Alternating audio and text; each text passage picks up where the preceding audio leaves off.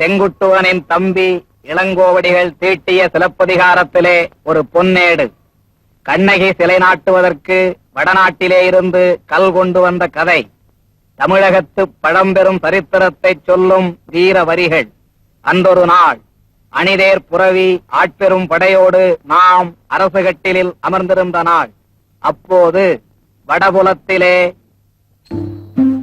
தீராதி தீர தீன தயாபர வேதாந்த சாகர வேந்திரகுல திலக உத்தரதேசத்து மன்னாதி மன்னர்கள் கடவுள் அவதார கனகர் விஜயர்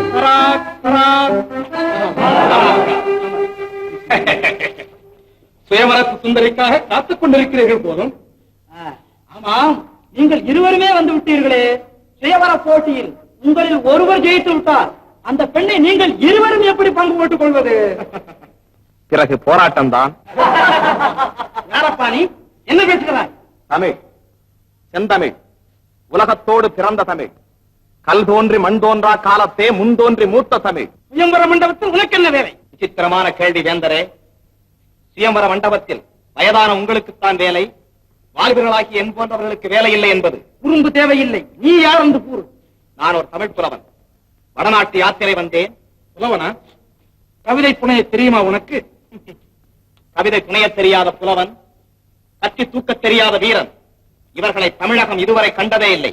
அதையும் பார்த்து விடுவோம். எங்கே? உடனே ஒரு கவிதை சொல்லு. கங்கை நதி தீரத்திலே போராடினான் தமிழன், காவிரியின் ஓரத்திலே புகழ் பாடினான். பொங்குகடல் அத்தனையும் கட்டி ஆண்டான் தமிழன், பூதலத்தில் மேலவனன் உலகம் போற்ற. நிறுத்து நிறுத்து நிறுத்து. இவனே இமயத்தின் நெற்றியிலே உமது மன்னர் புலி வில் கயல் சின்னங்களை பொறித்த போது எம்புவரும் மன்னர் ஈங்கில்லை போல். காவா நாவில் கலகனும் விஜயனும் இருந்த மன்னர் தம்முடன் கூடி அரும் தமிழ் ஆற்றல் அறிந்தவராகி செப்பிய மொழிகளை சேரனுக்கு உணர்த்துவேன். சுவையான கதை என்று சொல்லுங்களத்தான். சொல்லட்டுமா? சோழன் மகளை சேரன் மணந்தான், சேரனுக்கு ஓர் செல்வன் பிறந்தான், செல்வன் இந்த சிலையை மணந்தான். தெரிந்த கதைதானே இது? நடந்த கதை கூட. நடக்காத கதை என்று சொல்லுங்களத்தான். சுவைக்காது கண்ணே அது. காதல் கதை ஒன்று. ஆஹா, இதோ புறநானூற்றில். போதும், வீரக்கதைதானே? வீரத்தை மணந்த காதல் கதை. தந்தையையும் கணவனையும் போரிலே பலி கொடுத்த பெண் ஒருத்தி தன் மகனையும் போருக்கு அனுப்பிய புறக்காட்சி வேண்மாள். கொஞ்சம் கேளேன், நானே எழுதியிருக்கிறேன் புதிய நடையில். காவிரி தந்த தமிழகத்து புதுமணலில் களமமைத்து சேர சோழ பாண்டி மன்னர் கோபுரத்து கலசத்தில் யார் கொடிதான் பறப்பதென்று இன்று போல் போர் தொடுத்துக் கொண்டிருந்த காலம் அது. அந்நாளில் ஓர் களத்தில் தாய்நாடு காக்க தாவி பாய்ந்து செத்தார் தந்தை என்ற செய்தி கேட்டு தணல் வீழ் மெழுகானாள் தமிழகத்து கிளியோருத்தி. அனல் போலும் கண்ணுடனே அயலூர் சென்றிருந்த அவள் கணவனும் வந்துட்டான். புனல் போக்கும் விழியாலே அவள் போர்ச்செய்தி தந்திட்டாள். தந்தை களம்பட்ட செய்திக்கோ தவித்தாய் என்றான். இல்லை என்பார், முல்லை சூழ் இந்நாட்டு படையிலோர் வீரர் குறைந்திட்டால் நல்ல உடையிலோர் கிழிசல் வந்தது போலன்றோ. இனி தடையின்றி நுழைவரே பகைவர் என எண்ணினேன், அடைபட்ட கண்ணீர் அணையுடைத்ததான் என்றாள். அவன் புகைவிட்டு கிளம்பும் ஒரு புலி என, புகைவிட்டு குமுறும் எரி மலை என, பகைவெட்டி சாய்க்கும் வாழெடுத்தான், சூளுரைத்தான், சுடர்முகம் பூட்டினான், சுக்கு 100 தான் சூழ்ந்து வரும் பகை என்றான். நாடு மீட்காமல் வீடு திரும்பேன் என்றான். நங்கையோ நகை முழக்கம் செய்து நடந்திடுக கண்ணே என்றாள். திரும்பி வருவேனோ இல்லையோ, எதற்கும் இப்போதே ஒரு முத்தம் இந்தா திரும்பு என்றான். கொடுத்தான். பின் தொடுத்தான் பகைவர் மீது பானம். போர் போர் போர் எனவே முழங்கிட்டு முரச ஒலி. பார் பார் பார் அந்த பைங்கிழியின் உரிமையாளன் பகைவர் மீது பாய்ந்து கொள்ளும் வீரம் பார் என்று பட்டாளத்து தொடரெல்லாம் என்றுரைத்தார். அந்த கட்டாணி முத்தாளும் கண்வழியே சிரித்திட்டாள். களத்தினிலே அத்தானுக்கு அடுக்கடுக்காய் குவிந்து வரும் வெற்றிகளை கேட்டுவிட்டு கோட்டைகள் விடுபட்டன, எதிரியின் குதிரை கால்கள் உடைபட்டன, வேளப்படை முறிபட்டது, வேல்கள் பொடிபட்டன, எம் கொத்தவன் படைகள் கொட்டும் பேரிகை கோட இடியென கேட்குது கேட்குது என குதித்திட்டாள். புதுப்பண் அமைத்திட்டாள். வீரர்கள் வந்தனர். வெற்றி உன் கணவனுக்கே என்றனர். வேந்தனின் தூதுவர் வந்தனர். வாழ்த்துக்கள் வழங்கினர். வீட்டோரத்து தோழிகள் வந்தனர். வெற்றி நீட்டோரை வாசித்து மகிழ்ந்தனர். அந்த அழகி ஆனந்த கண்ணீர் பொழிந்தார். அப்போது ஏனந்த மனிதன் வந்தானோ இளவு செய்தி சொல்வதற்கு. என்னருமை பெண்பாவாய் கண்ணல்ல கலங்காதே, களச்செய்தி கடைசி செய்தி கேளன்றான். அந்தோ மாவிலை தோரணங்கட்டி மணவிழா மேடை தன்னில் வாழ்விலே ஒன்றானோம் என்று சொன்ன கண்ணாளன் மார்பிலே வேல் தாங்கி நல்ல சாதிலே வீழ்ந்து விட்டான். ஆதிதான் போன பின்னும் உயிர் வாழும் ஆரணங்கு அச்சடித்த தமிழ் பதுமை கூவி அழுதாள். கொத்தான மலர்ந்த குடும்பம் அதை கொத்தாமல் கொத்திவிட்ட கொடுஞ்சாவை பழித்தாள், இழித்துரைத்தாள். இனி என்ன மிச்சம் என்றும் கனி எழுகி போனதென்றும் கதறி அழுதாள். பனிவெல்லும் விழிகாட்டி பனவெல்ல மொழியுரைத்து பள்ளியறை கவிபாடும் நாளெல்லாம் மண்டானோ, இனி இது தூங்காத கண்டானோ என அழுதாள். அத்தான் பிணம் கிடக்கும் கள நோக்கி தொழுதாள்.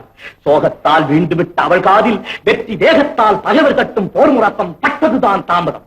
கெட்டதுதான் கெட்டது நம் குடி முழுவதுமே பட்டொழிந்து போகட்டும் என எழுந்தாள். மட்டில்லா புகழ் கொண்ட நாட்டுக்கே என்று வீட்டுக்கோ வாழ்வேன் என்றாள். வட்டிலினால் நாழி பார்க்கும் இடங்கண்ட தமிழ்நாட்டு மாதரசி தொட்டிலே இட்டு தான் வளர்த்த தூய செல்வன் அட்டியின்றி கல்வி கற்க ஆலமரத்தடி ஆசானிடம் சென்றிருக்கும் நினைவு கொண்டாள். அங்கு சென்றாள்.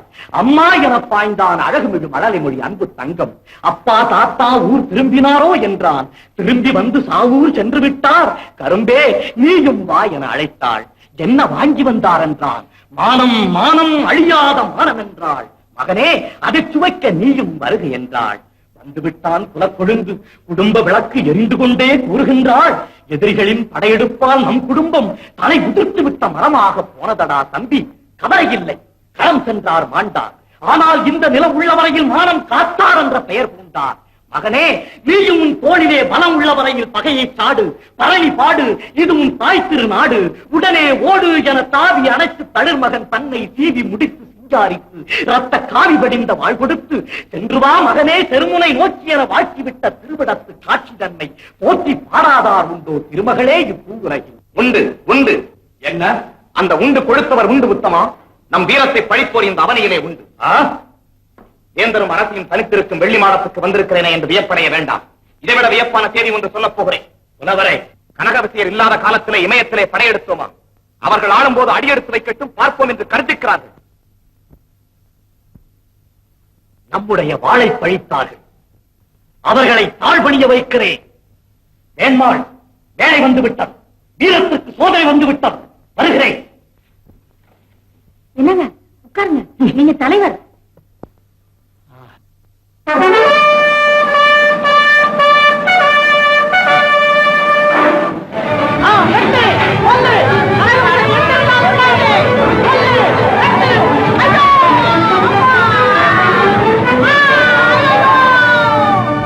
இல்லவா, வெற்றி முழங்கும் இந்த இடத்திற்கு பெயர் என்ன? உயிலாலுவம். உயிலாலுவம். குறித்துக்கொள். இங்கு காணப்படும் பாறைகள் அனைத்தும் பைந்தமிழ் வீரம் தீட்டிய ஏடுகள். வெற்றி மட்டும் போதாது இல்லவா, அந்த வீரர்களை விடக்கூடாது. மன்னவா, தமிழகம் திரும்ப வேண்டாமா? புறப்பட்டு 32 திங்கள் ஆகின்றனவே. புறப்படுவோம் இல்லவா? அதற்குள் கண்ணகிக்கு சிலை நாட்டை இங்கு கல்லெடுக்க வேண்டும் அல்லவா? ஆமாம், அந்த கல்லை சுமப்பதற்கு சரியான எருதுகள் கிடைத்து விட்டன. கனக விசையா, தமிழரின் வீரத்தின் மீது வீசினாய் ஒரு சொல். இப்போது தூக்கு கல். பேரன்